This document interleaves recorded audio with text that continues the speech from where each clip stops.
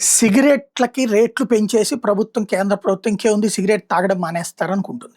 తీరా చూస్తే వాళ్ళు తాగడం మానడం గాదు, తాగాల్సిందే. కానీ ఎక్కువ రేటు పెట్టలేనప్పుడు ఏంటంటే, ఇప్పుడు ఇదివరకు scissor, Charminar, gold flag filter ఇట్లాంటివి ఉండేయి.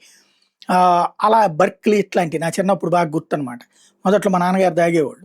తర్వాత ఇదొచ్చి పసరు పెరిగిపోయి, ఆ తర్వాత అది కాస్త గ్యాస్ అయ్యి గుండెకి దెబ్బతింటుందన్న తర్వాత చాలా ఏళ్ళ తర్వాత ఆగారనమాట. వరుసపెట్టి హాస్పిటల్ పాలయ్యారు. అందుకని బాగా గుర్తనమాట. ఇప్పుడు చూస్తే అలాంటి సిగరెట్లన్నీ కాస్ట్లీ అయ్యేటప్పటికి ఇప్పుడేదో జీటీపీఎల్, విమల్, డీజేఆర్యూఎం black, gold Vimal, GTPL Vimal, gold sand, పలాన్స్ అనేటటువంటి పేరుతో డూప్లికేట్ సిగరెట్లే తయారు చేసేస్తున్నారు. కంపెనీలు కాకుండా డూప్లికేట్ సిగరెట్లే తయారు చేసేస్తున్నారట. తాజాగా ఇట్లాంటి వాటిని మొన్న సత్తెనపల్లిలో పట్టుకున్నారు ఎవరో నోముల కోటేశ్వరరావు అనే వ్యాపారి దగ్గర నుంచి. అప్పుడు చూస్తే డూప్లికేట్ సిగరెట్లే తయారు చేసేస్తున్నారు.